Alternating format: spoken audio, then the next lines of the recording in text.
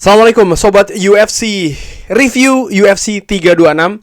Ada dua pertarungan yang ingin gue review, seperti gue bahas juga di preview. Dan by the way, kalau Sobat UFC ingat, perkiraan prediksi dari gue jadi kenyataan ya. Bagaimana Caio Borralho ini menang menghadapi Reinier de Ridder, dan Charles Oliveira berhasil menangkan atau merampas, katakanlah seperti itu, gelar juara BMF dari Max Bless Holloway.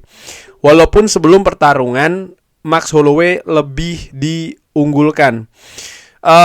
Gue ingin mulai dulu dari Caio Borralho menghadapi Reinier de Ridder dari pertarungan di kelas middleweight ya. Sangat unggul telak menurut gue.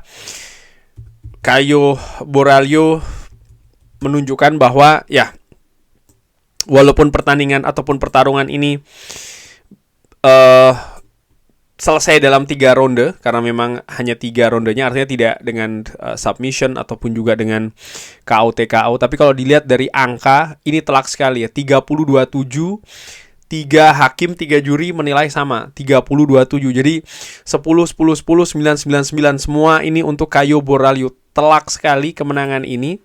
Dan kalau dilihat dari statistiknya, memang Caio Borralho ini lebih aktif ataupun dari sisi strikes-nya ataupun pukulannya. Dari sisi aktif maksud gue adalah persentasi masuknya ya, itu 63% berbanding de Ridder ini hanya 56%. Lalu usaha takedowns-nya juga berhasil 100%.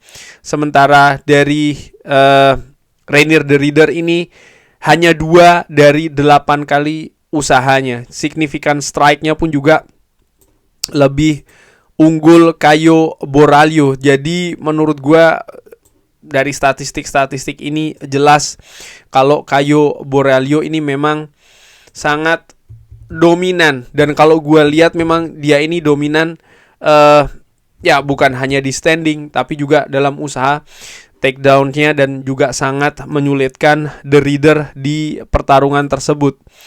Yang menarik adalah setelah ini siapa yang akan dihadapi oleh Caio Borralho, karena Caio Borralho ini saat ini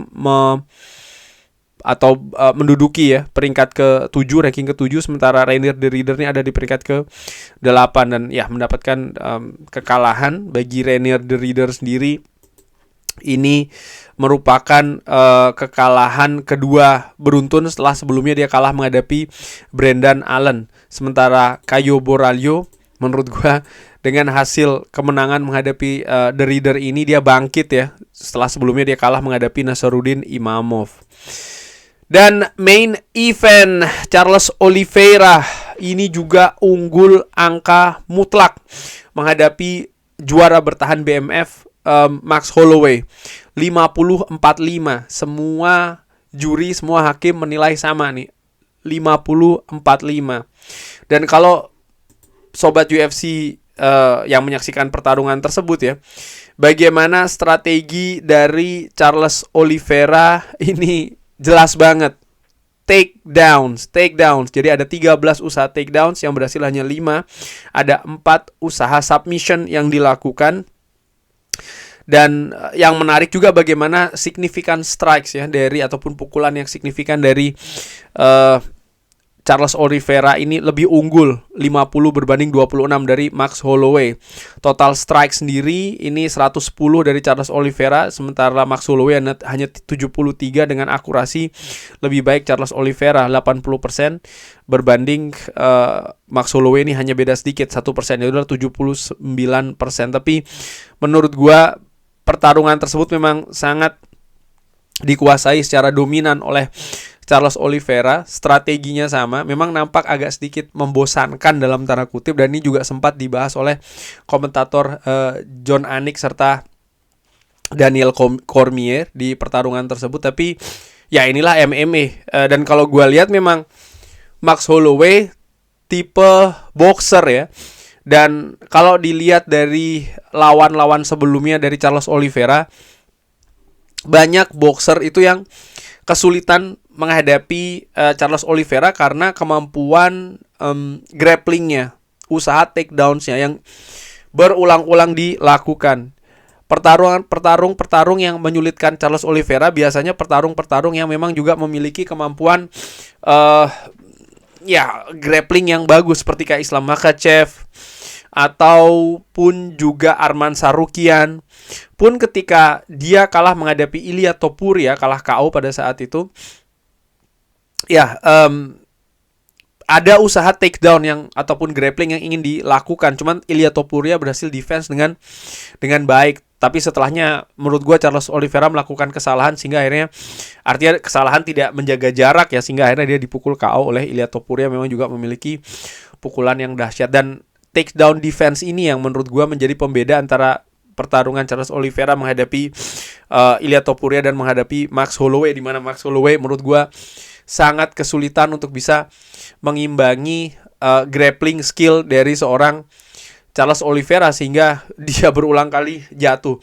Dan menurut gua apa yang diinginkan oleh Max Holloway yaitu adalah bertarung secara terbuka ya, standing. Itu baru terjadi kayak mungkin 30 detik di ronde kelima sebelum selesai. Jadi memang tidak cukup banyak waktu. Jadi menurut gua ya ini memang bukan hanya skill tapi juga strategi dari Charles Oliveira, dan bagaimana dia juga disiplin ya dengan strategi yang diambil di pertarungan tersebut, sehingga akhirnya Charles Oliveira yang menang angka mutlak. Nah, sama seperti pertarungan artinya Caio Borralho menghadapi Reinier de Ridder, apa selanjutnya bagi Max Holloway?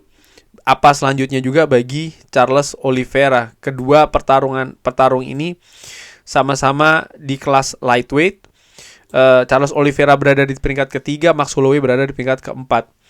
Menurut gua yang make sense adalah setelah ini ya Charles Oliveira menghadapi Arman Tsarukyan di peringkat kedua, karena Ilia Topuria akan menghadapi Justin Gaethje, juara interim ya di kelas lightweight. Dan menurut gua yang menang juara BMF ini, dan kebetulan dua-duanya adalah lightweight, yang akan menghadapi Arman Tsarukyan. Dan kemungkinan besar yang menang antara Arman Tsarukyan menghadapi Charles Oliveira ya dalam hal ini akan menghadapi juara antara Ilia Topuria menghadapi Justin Gaethje. Itu untuk Charles Oliveira. Bagaimana dengan Max Bless Holloway? Ya menurut gua dia harus menghadapi petarung-petarung yang rankingnya di bawah tapi bisa mengangkat dia naik lagi ke atas. Dan satu nama menurut gua yang menarik yaitu adalah Paddy Pimblett. Nama yang cukup hype menurut gua. Ya, dia baru saja kalah menghadapi Justin Gaethje. Tapi kalau Max Holloway ditemukan dengan Paddy Pimblett, menurut gua hype-nya akan sangat besar. Jadi dari sisi bisnis, dari sisi jualan dalam tanda kutip ini akan besar begitu ya. Sehingga ini mungkin juga merupakan magnet tersendiri bagi UFC. Kurang lebih seperti itu review UFC 326. Bagaimana menurut sobat UFC? Drop di kolom komen. Terima kasih support dan juga dukungannya untuk channel ini. Wassalamualaikum warahmatullahi wabarakatuh. Thank you.